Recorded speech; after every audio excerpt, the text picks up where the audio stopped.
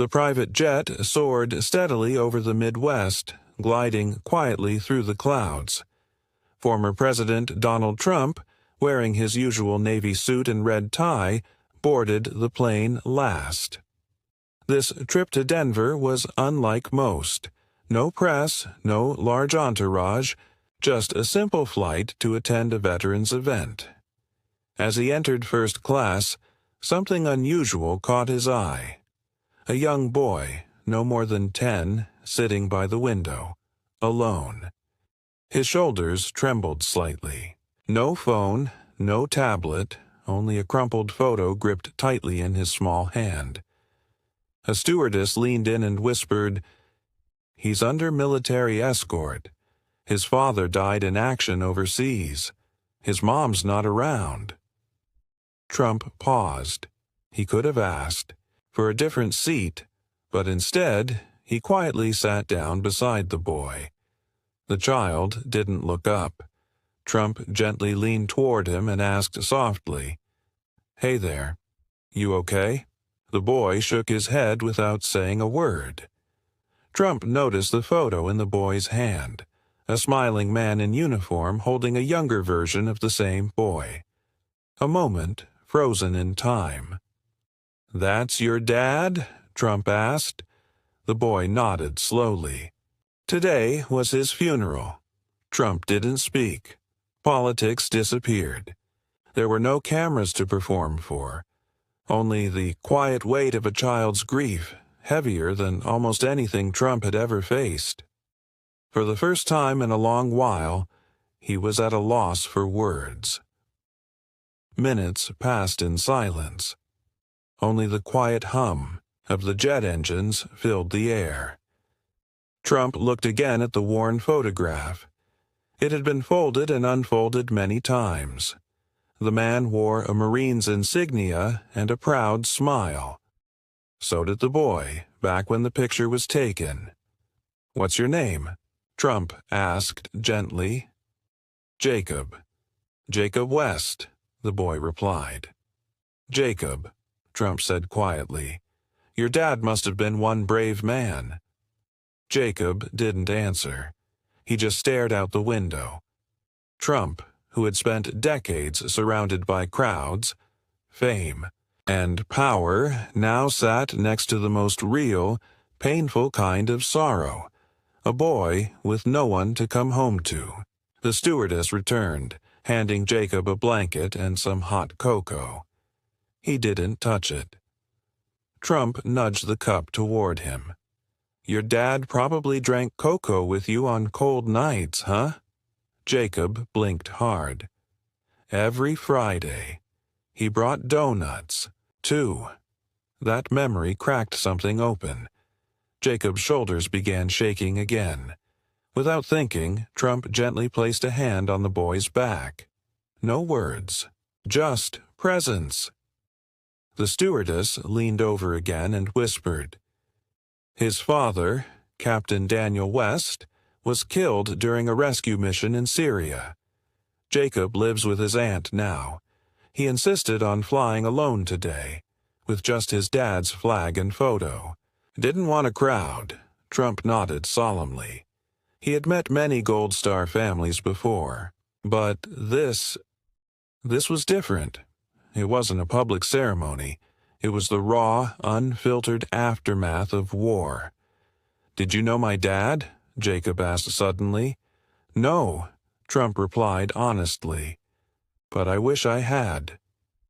Jacob glanced down at the tightly folded flag case on his lap. "Everyone said he was a hero, but I just wanted him to come home."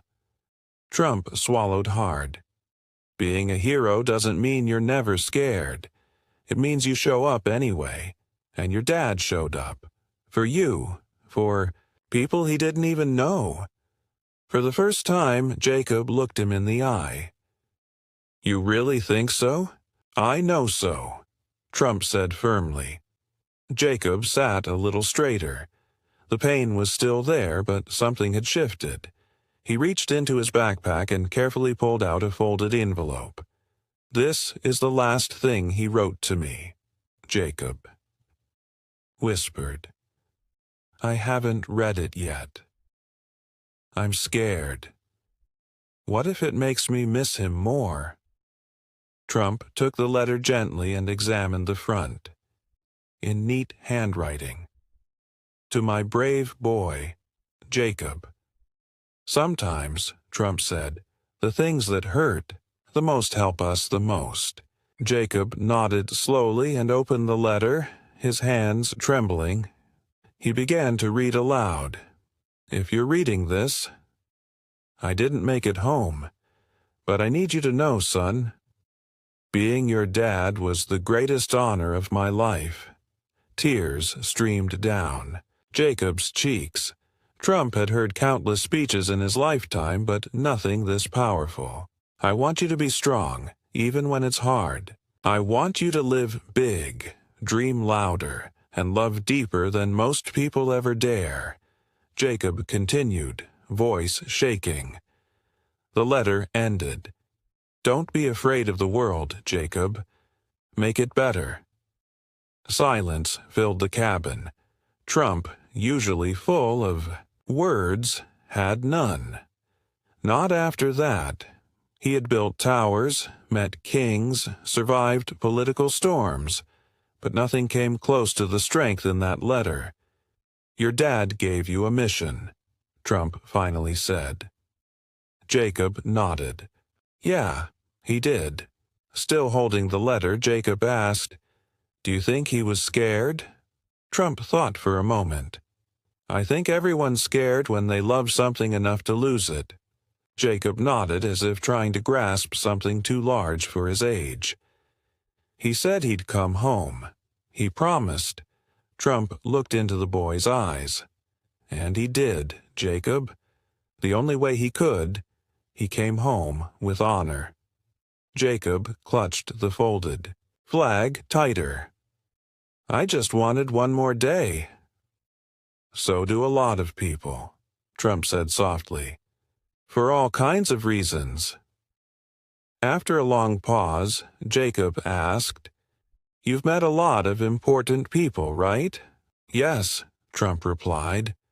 Were any of them this brave? Trump's answer came slowly. None like your dad. Jacob reached into his backpack again and pulled out a tattered notebook. I started writing stories about him. Trump leaned closer to look. Childlike drawings showed his dad as a superhero, rescuing people. In some, he even wore a cape. Trump smiled. Jacob chuckled faintly. He didn't need one. Trump touched one of the pages. You should keep writing, Jacob. People need stories like this. I wanted to show someone who could turn it into a real book, Jacob said. Maybe it could help other kids. Trump nodded thoughtfully. I know a few people who could help with that. Jacob's eyes lit up. Really? Really, Trump said. But only if you promise me one thing. What? Never stop telling the world who your dad was. Just then, the intercom crackled. Ladies and gentlemen, we've been advised of severe weather over Denver. We'll need to circle for a while. Jacob looked uneasy. Trump noticed. Not a fan of flying. Jacob shook his head. Dad always said, it's okay to be scared. Just don't let it stop you. Trump smiled. Smart man. As turbulence rocked the plane, Trump placed a reassuring hand on Jacob's shoulder. Want to know a secret? Jacob nodded. I hate turbulence too. They both laughed quietly, the tension easing. It was a small moment, but sometimes the small ones carry the most weight. I used to want to be a pilot, Jacob said, still watching the sky. What about now? Trump asked.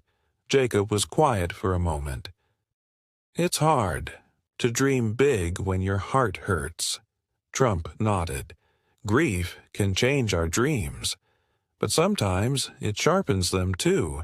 Maybe you won't fly planes. Maybe you'll lead those who do."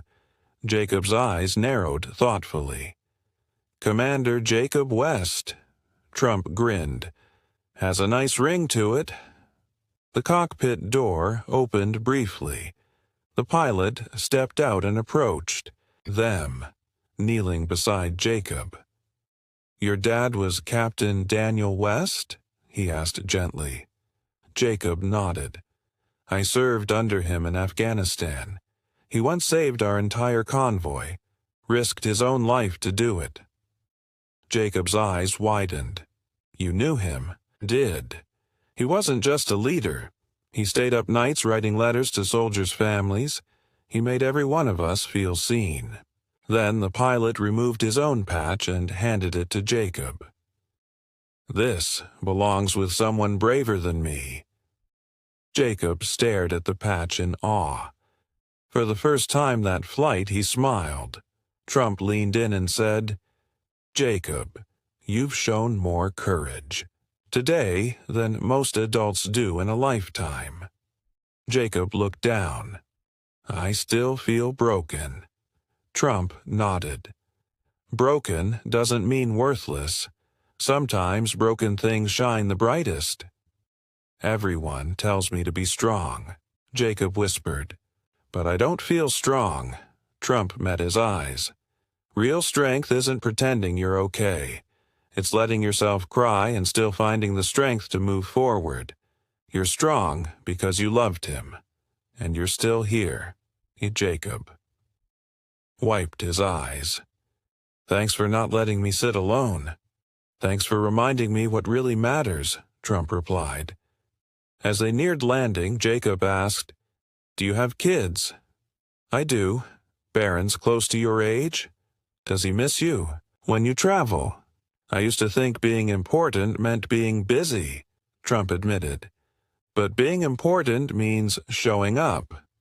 Jacob asked, "Did you always show up?" Trump paused. "Not always, but I'm trying now," Jacob thought quietly. "I wish my dad got a second chance like you." "I wish that too, Jacob." The plane touched down in Denver. As passengers prepared to disembark, word had spread. A Gold Star child had flown with the former president. A small crowd gathered near the terminal exit, many holding flags. Jacob clutched his photo nervously. "Want me to walk out with you?"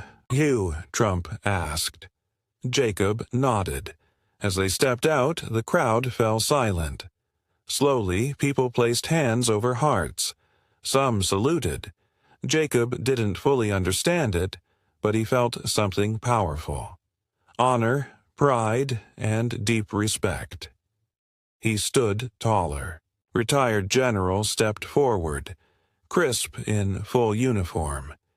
He looked Jacob in the eye and saluted. Not Trump, not the others. Jacob. The boy hesitated, then raised his hand and returned the salute. The general said, "Your father saved my son. Today, I have the honor of saluting his." Jacob stood frozen. Trump placed a hand on his shoulder. "See, Jacob, your dad's legacy doesn't just live in a letter. It lives in people." Jacob's eyes filled again, but this time they weren't. Just tears of sadness, and in that one silent moment, more was said than words ever could.